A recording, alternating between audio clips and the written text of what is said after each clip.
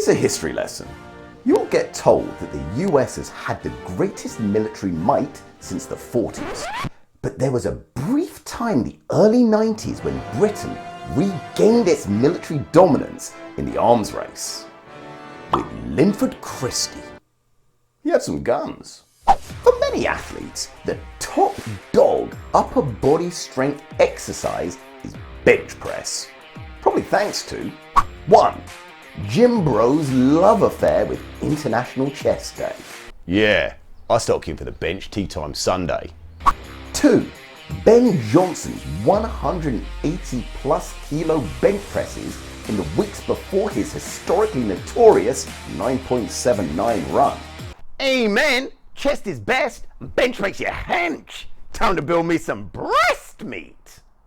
But thirdly, its continued status probably has more to do with the NFL Combine, which only has one exercise to test the entire strength and stamina of the whole upper body. Bench press being used as a proxy for upper body strength, huh? Makes sense if you got 300 pounds of muscle barreling towards you. Sometimes you have to salt and pepper it. Push. But sprinting's a non-contact sport. Because the speed I run, they can't touch this.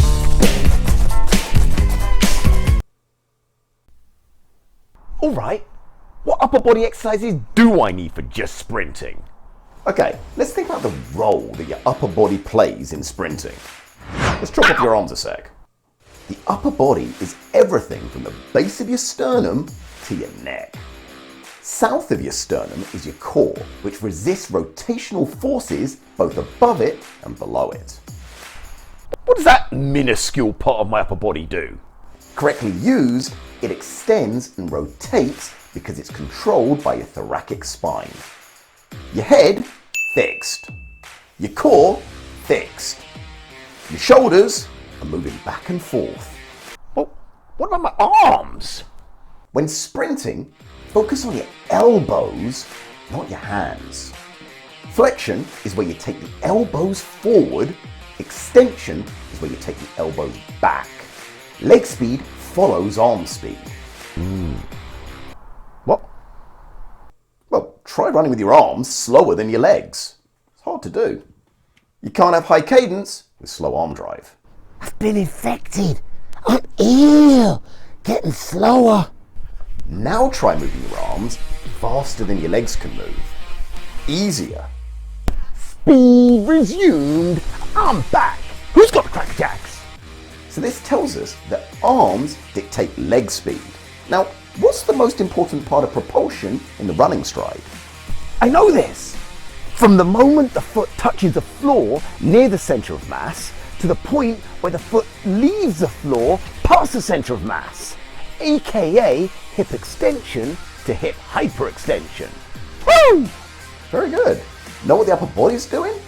It's holding extension and rotating, while simultaneously the opposite elbow is also extending.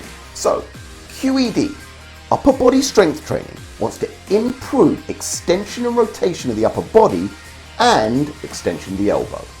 Well, why don't you just improve flexion of the arm on the same side? Won't that have the same effect?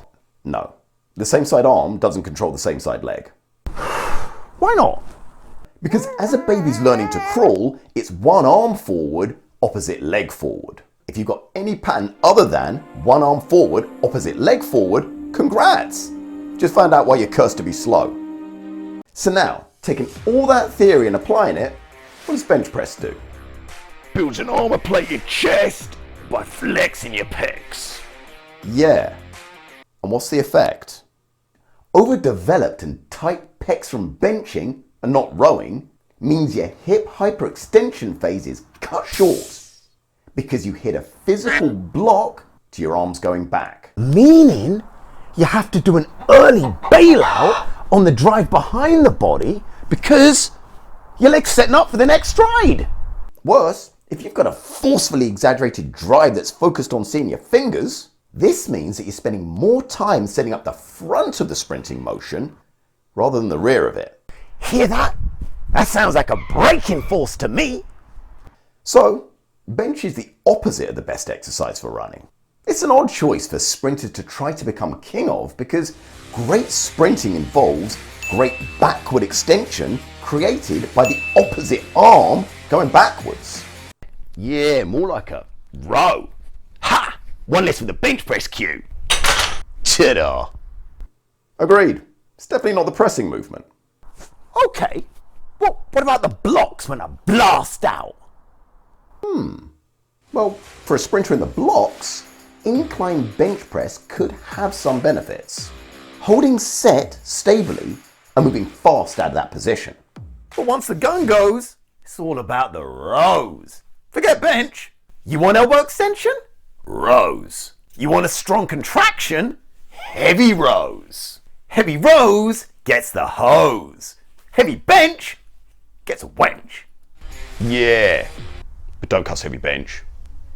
True, there are benefits to heavy bench, like keeping you neurally tuned in while giving your legs a rest because it's easier to recover from. In competition phase, maintaining your 75% for 6 reps level keeps you psychologically strong. You feel good because you look good. That's half the battle once you step on the track. Plus, if you move your shoulders back and down, you'll get that thoracic extension. Hold up. It's not going to help your rotation at all. In fact, it's going to lock it up. It's no bargain. So, between your bench sets, add some flavor with something like a one-arm cable rotational row or a one-arm plate row to sweeten the deal and offset the stench of bench. Yep, bench is probably the least important of the major upper body exercises for sprinting. Hello? Is this the NFL Combine? Yeah. I'm fast as hell and I got 20 years of bench press experience. You want me? No? Hi, is that Kentucky Fried Chicken? Yeah, I got some breast meat to sell you.